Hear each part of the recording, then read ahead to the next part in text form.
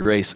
Mark wanted me to share just a moment about a little bit of what's going on down in Eugene. Has anybody been to Eugene? When you're there, have you sensed kind of how weird it is? Yeah, it's kind of weird. It is kind of a throwback to the 60s, lots of tie-dye, and just kind of a home of the ducks, I know, that doesn't, I get that wherever I go, really. Just people don't like us, that's okay. Yeah, exactly. So, but it's about unity, okay? First Baptist Church in Eugene is a 156-year-old church. It became a church 2 years before Oregon became a state. Crazy. Some of you are nodding because you remember those times. And I'm just kidding. It's terrible. That's horrible of me. Oh, you. It's a conservative church. We were downtown for over a century. About 4 years ago, we made the move to build a new church facility out on our property adjacent to our Camp Harlow. And so it's a church that's got a great heart for our heritage, but also a vision for the future. And we also recognize that the culture in which we are planted is a pretty strange one. And Eugene, just an article in the paper last Tuesday, declared Eugene as the least evangelically church-attended county, place, city in all the nation. And so we're really proud of that. We're doing a really good job down there. And the fact is that people have conceptions, preconceptions, ideas about Christianity in Eugene, and we really see it as a privilege to let our light shine in that pretty dark community. But in September, our senior pastor, Pastor Kimball Hodge, retired. He's living down in Medford with his wife and 2 sons, and going to plug into some other ministry down there. But it's really forced us in this time of transition to look at who we are, especially being in a new building. I would have been very disappointed had we gotten out to our new place and said, "Wow, our building project is finished, and now let's pat ourselves on the back and let's just have a nice time with our church family." I've been very, very pleased with the tone and the tenor of the church to say these are nice walls that we have, but we need to live beyond these walls. And God has put us here strategically to open up doors to new kinds of ministries. So there was an idea about a year and a half ago that one of the members of our congregation said, we're involved in an organization called the HIV Alliance, and they reach out to help the hurting of AIDS patients, HIV infected folks, several people in the homosexual community, and they were attending this annual meeting, and they looked around and realized that they were one of maybe 2 Christians in the entire room. The room was packed, and their question was, where's the church? And that prompted discussion with our pastoral staff, which prompted a meeting with the director of the HIV Alliance in Eugene, and understanding that our church is staid and oftentimes traditional, to realize that the pastoral staff is meeting with the director of the HIV Alliance kind of gave some people cause to question, myself included.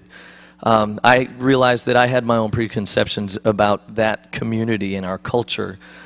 They talked about a needle exchange program, and I've got to admit I was one of those talking about, are you kidding? Doesn't that just enable them to do that? Doesn't it promote that? Until I heard that those who participate in a needle exchange program are about 300 miles closer to making good decisions, to take steps to get good health and restoration and to get out of that lifestyle. And it really rocked my world quite a bit. So in that discussion, we said, why don't we invite the HIV Alliance Christmas party to be held in our new church? We thought, wow, that's a great idea. So people are going, are you kidding me? HIV Alliance? And here's what the folks at HIV Alliance said. No. So we were patting ourselves on the back for a really great idea, and they said, no thanks, we don't feel that our clients would be comfortable there. And it was pretty convicting because all of a sudden the tables are turned. You're convicted of your own judgment, but you're also aware that the way that people in our community view Christians or church people is not always the way we see ourselves. They said, no thanks. We don't think our clients would be comfortable in that place. So that really rocked our thinking again. And we started to develop a relationship to say, well, if it's not hosting this group, then what could we do to build a bridge, to build a relationship? The other day, we stuffed a whole bunch of healthcare safety bags for these guys, just little baggies full of things that would help them. We started volunteering, had some people volunteer down at their offices, to the point where they were not asking, what do you want from us?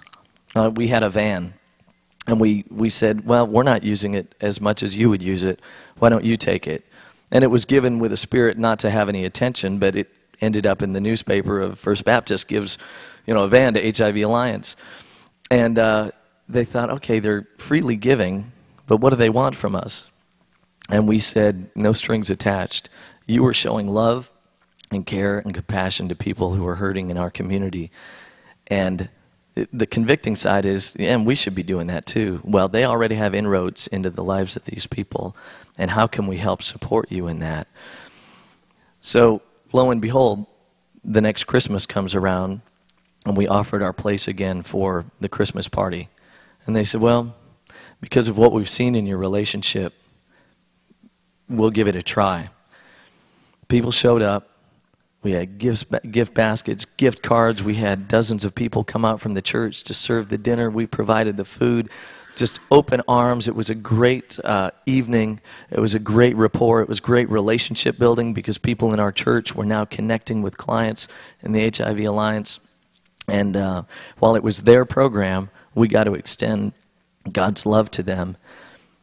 And I think there's still some people that struggle a little bit with our support and our encouragement of that organization, saying, well, we need to be the church.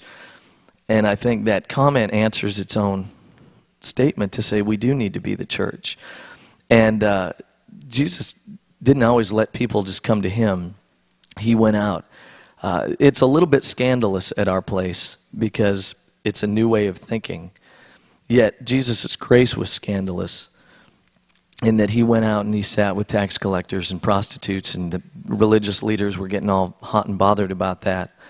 Yet his scandalous grace that was extended to these people, it's not the healthy who need the physician. And so we've really been challenged in our thinking about that, and to the point where we had given gift cards to some people in the office at HIV Alliance, and this gal who had been pretty antagonistic about our involvement said, you know what, never